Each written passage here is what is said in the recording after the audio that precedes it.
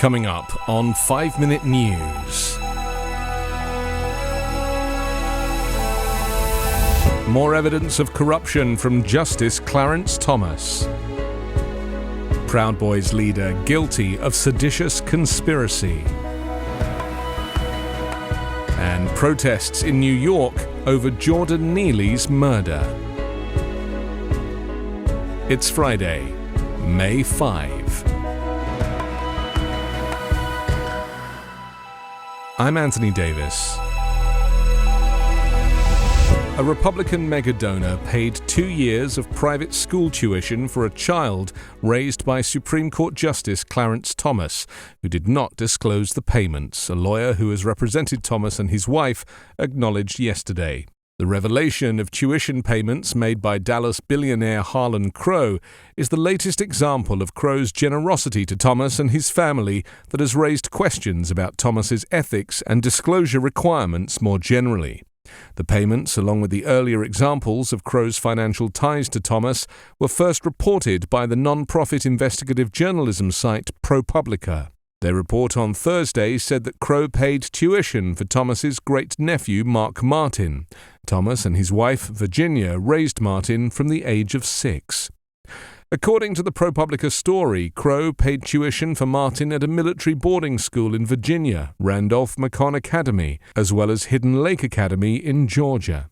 Meanwhile, conservative judicial activist Leonard Leo arranged for Ginny Thomas to be paid tens of thousands of dollars for consulting work just over a decade ago, specifying that her name be left off billing paperwork, according to documents reviewed by The Washington Post. In January 2012, Leo instructed the GOP pollster Kellyanne Conway to bill a non-profit group he advises and use that money to pay Virginia Thomas, the documents show. The same year, the non-profit, the Judicial Education Profit, filed a brief to the Supreme Court in a landmark voting rights case. Former Proud Boys leader Enrique Tarrio and 3 other members of the far-right extremist group were convicted yesterday of a plot to attack the U.S. Capitol in a desperate bid to keep Donald Trump in power after the Republican lost the 2020 presidential election. A jury in Washington, D.C. found Tarrio and 3 lieutenants guilty of seditious conspiracy after hearing from dozens of witnesses over more than 3 months in one of the most serious cases brought in the stunning attack that unfolded on January 6, 2021, as the world watched on live television. Jurors cleared a 5th defendant, Dominic Pizzola, of the sedition charge, though he was convicted of other serious felonies. The judge excused the jury without delivering a verdict on some counts, including another conspiracy charge for Pizzola, after jurors failed to reach a unanimous decision. It's a significant milestone for the Justice Department, which has now secured seditious conspiracy convictions against the leaders of 2 major extremist groups prosecutors say were intent on keeping Democratic President Joe Biden out of the White House at all costs. The charge carries a prison sentence of up to 20 years. Tarrio, behind bars since his March 2022 arrest, didn't appear to show any emotion as the verdict was read. He hugged one of his lawyers and shook the hand of the other before leaving the courtroom. A few of the people sitting among the defendant's relatives wiped away tears as the verdict was read. Tarrio was a top target of what has become the largest Justice Department investigation in American history.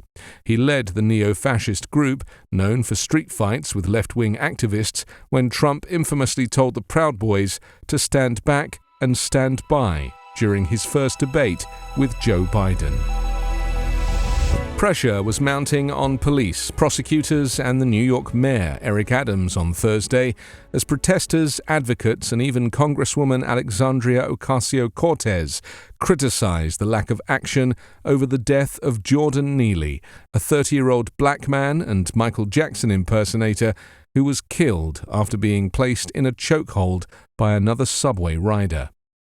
Adams has heightened police presence in subway stations in an attempt to curtail crime, while endorsing involuntarily hospitalizing people experiencing homelessness with mental illness and using police to remove people suffering from mental illness from subway stations. But even as Adams touts future investments in mental health care, the city has reduced services for those experiencing such challenges.